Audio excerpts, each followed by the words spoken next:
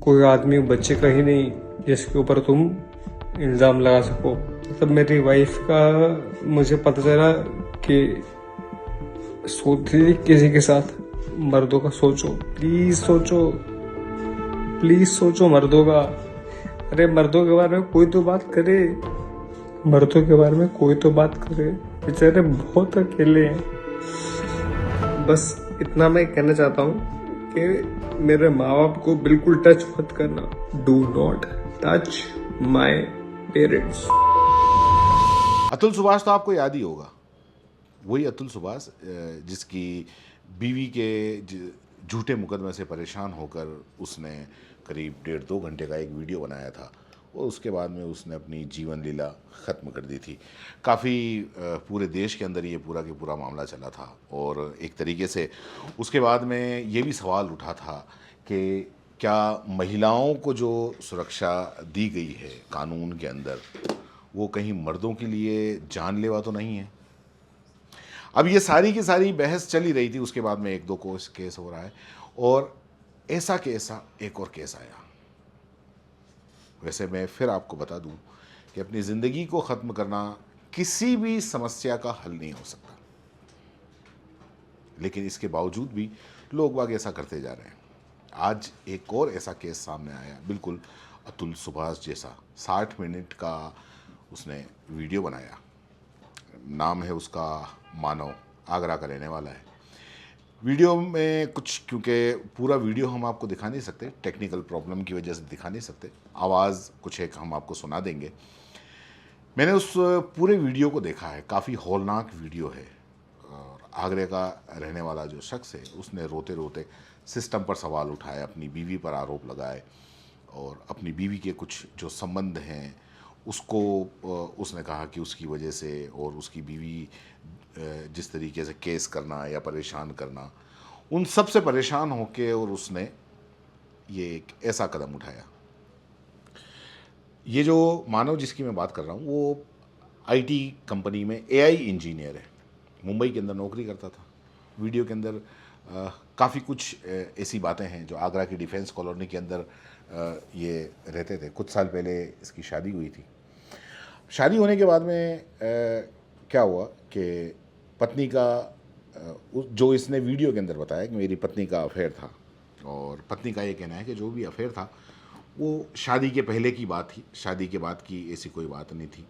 और उसने ये भी आरोप लगाया कि पत्नी उसको किस तरीके से परेशान करती है, पत्नी के घर वाले किस तरीके से परेशान करते हैं उसके ऊपर केस करना, उसके परिवार वालों पे केस करना, और आए दिन उनके बीच में झगड़े होना, और उस झगड़े होने की वजह से उसने ये कदम उठाया। हालांकि इस केस में थोड़ा सा अलग कुछ ऐसा है कि जब आप दोनों की बात सुनोगे, दोनों की बात सुनने के बाद में जो चीज़ सामने आएगी तो उसमें ऐसा नहीं लगेगा कि पूरी जो गलती है वो पत्नी की है, क्योंकि पत्नी ने जैसे ही ये मामला हुआ, पत्नी की बात भी सामने आई।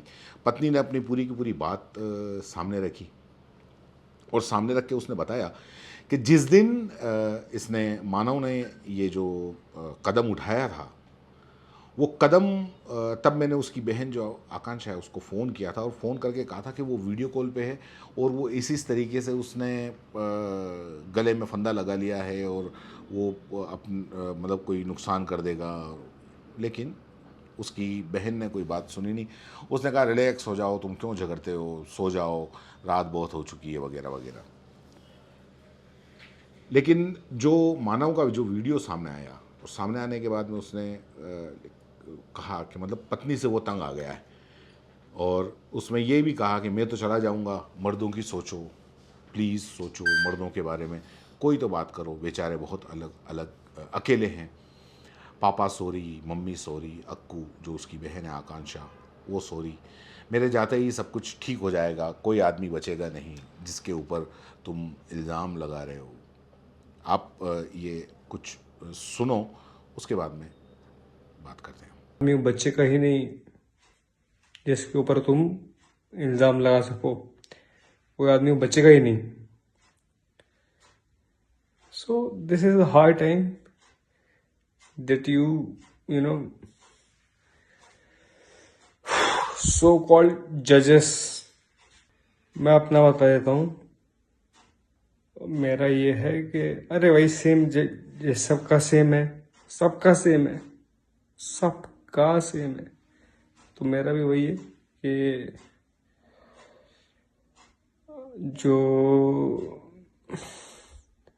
मतलब मेरी वाइफ का मुझे पता चला कि सोती थी किसी के साथ, तो वो पता चला। मेरे को जाना चाहिए, कोई दिक्कत नहीं है, और मैं तो खैर जाना चाहता हूँ, ठीक है। लेकिन मैं फिर भी ये कह रहा हूँ कि देखो, मर्दों का सोचो, प्लीज सोचो, प्लीज सोचो मर्दों का। अरे मर्दों के बारे में कोई तो बात करे, मर्दों के बारे में कोई तो बात करे, बेचारे बहुत अकेले हैं। और मैं तो खैर देखो सुनो, मेरी कोई वो मत लेना। I have always been a quitter, you know, I have always, मैंने अटेम्प्ट किया हुआ है बहुत सारा। पापा सॉरी, मम्मी सॉरी, अक्कू सॉरी,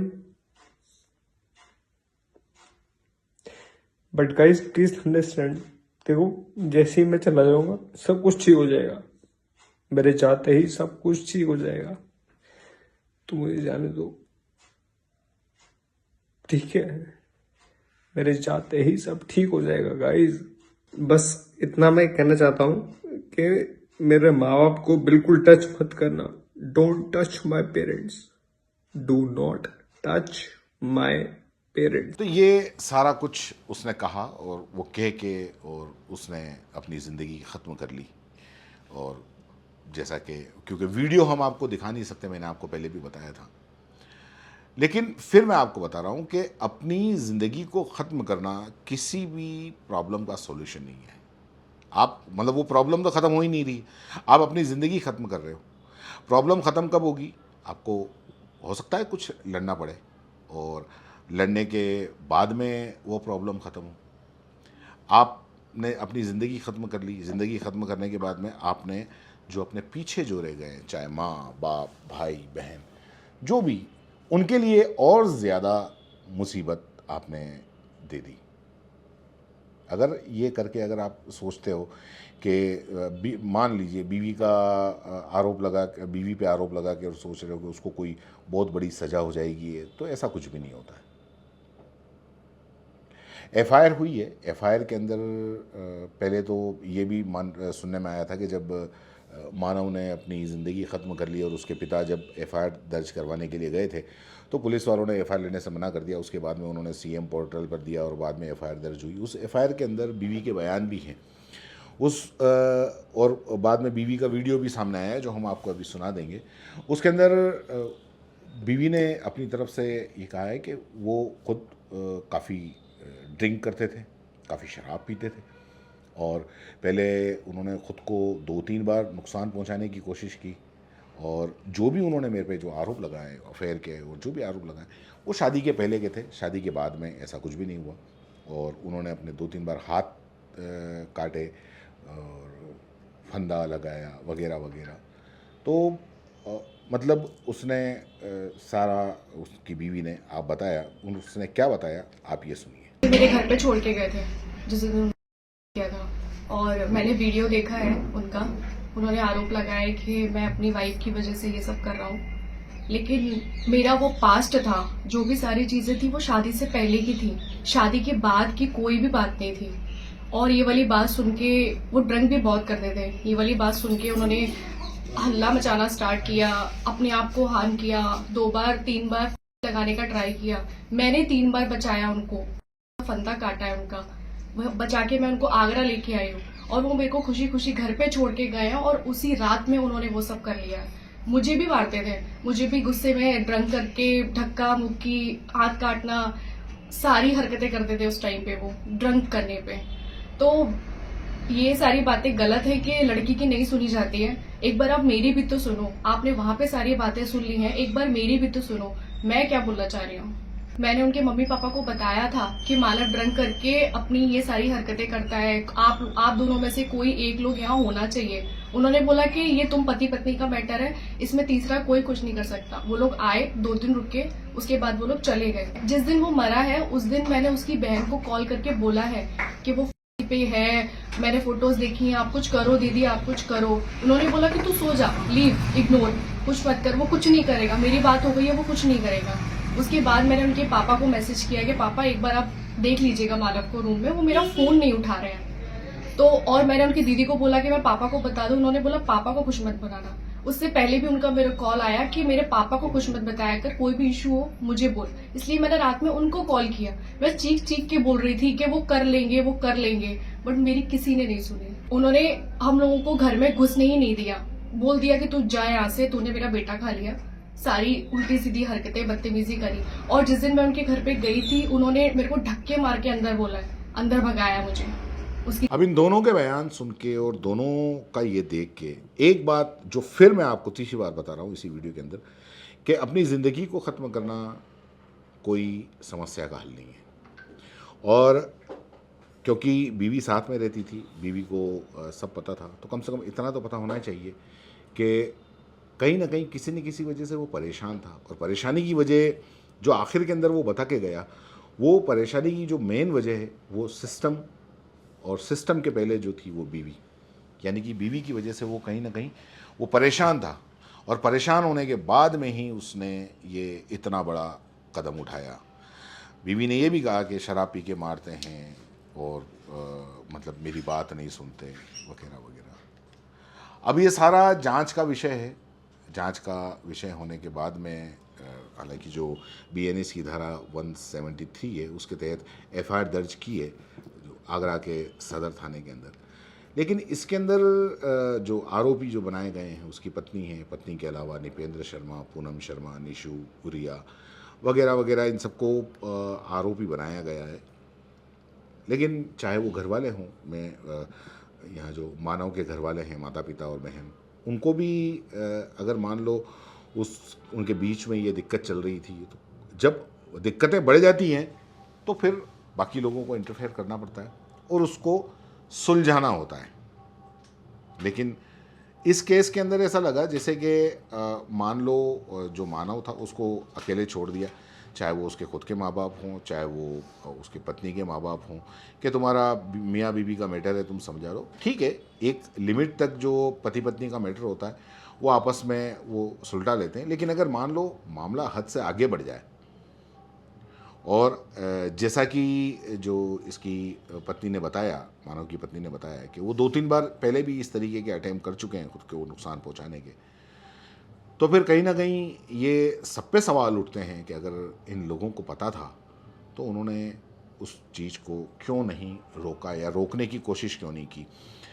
जो इसकी चेट है उसकी बीवी की और उसकी आकांक्षा की बहन की, उन्होंने जिस दिन उसने अपनी ज़िंदगी को ख़त्म किया मानव ने, उस दिन उसकी चेट भी सामने आई है, जिसके अंदर वो ये बता रही है उसकी बीवी निकिता कि मतलब मैंने उनको काफ़ी समझाने की कोशिश की, आप उसको समझाओ, वो ऐसा कर रहा है, ऐसा कर रहा है, वो वीडियो कॉल पे इस तरीके से है, और बेड के ऊपर उसने कुर्सी रख के और वो इस तरीके से लटक रहा है। तो ये सारी चीज़ें उसको थोड़ा सा सीरियसली लेके देखना चाहिए था, तो शायद एक ज़िंदगी बच जाती। उसको थोड़ा समझाना चाहिए था, उसकी थोड़ी सी काउंसलिंग करनी चाहिए थी, तो ज़िंदगी बच जाती। लेकिन ऐसा हुआ नहीं। सवाल काफ़ी उठते हैं, और पास्ट क्या था, क्या पास्ट वापस प्रेजेंट के अंदर आया था, नहीं आया था, ये सारी की सारी जांच का विषय है। जांच के बाद ही अगर सही तरीके से जांच होती है तो दूध का दूध और पानी का पानी होता है। मानव ने जो कदम उठाया, मैं फिर आपको एक बार फिर कह रहा हूँ, वो बिल्कुल भी ठीक नहीं है।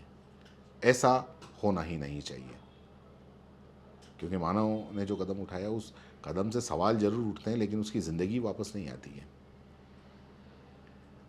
और एक बार जो ख़ास करके जो जांच अधिकारी, जो पुलिस के जांच अधिकारी हैं या सरकार है, उनको भी जो महिलाओं को जो राइट्स दिए हैं उनका एक बार रिवाइव होना चाहिए कि कहीं इसका मिसयूज़ तो नहीं हो रहा है। क्योंकि हर चीज़ का अच्छी चीज़ें होती हैं, लेकिन उसका कहीं ना कहीं मिसयूज़ भी होता है। इस पूरे केस में आपकी क्या राय है, नीचे कमेंट बॉक्स में ज़रूर लिखें। धन्यवाद। जिसको प्रातः की बात है 24 के लेट नाइट थी कि एक सूचना प्राप्त हुई थी मिलिट्री हॉस्पिटल आगरा से कि मानव नाम के एक व्यक्ति ने मृतकावस्था में यहाँ पे लाया गया है। तो उसके बाद जब थाना सदर द्वारा इसका मतलब संज्ञान लिया गया और इस बारे में पूछताछ की गई, तब पता चला था कि इन्होंने घर में ही खुद को लगा के अपनी जीवन यात्रा खत्म कर ली है। तो जब ये बात सामने आई तो हम सदर थाना पुलिस द्वारा इनको पोस्टमार्टम कराने के लिए बात की गई और काफ़ी प्रयास के बाद फिर जो मृतक है मानव उनका पोस्टमार्टम किया गया। तब तक कोई हमें थाना सदर को कोई तहरीर प्राप्त नहीं हुई थी। कल रात्रि जब इन्हें मानव के फ़ोन में, जबकि उसका पासवर्ड था फ़ोन अनलॉक था तो हम नहीं उसको खोल पाए थे, तब उसकी दीदी को वो पासवर्ड पता था। उनकी दीदी के आने के पश्चात जब उन्होंने वो मोबाइल खोल के देखा तो उसमें एक वीडियो बरामद हुई, जिस वीडियो में ये बात सामने आई कि उनके और उनके निजी जीवन में उनकी पत्नी के साथ जो कोई तनावपूर्ण संबंध थे, उस तनावपूर्ण संबंध के कारण उन्होंने अपनी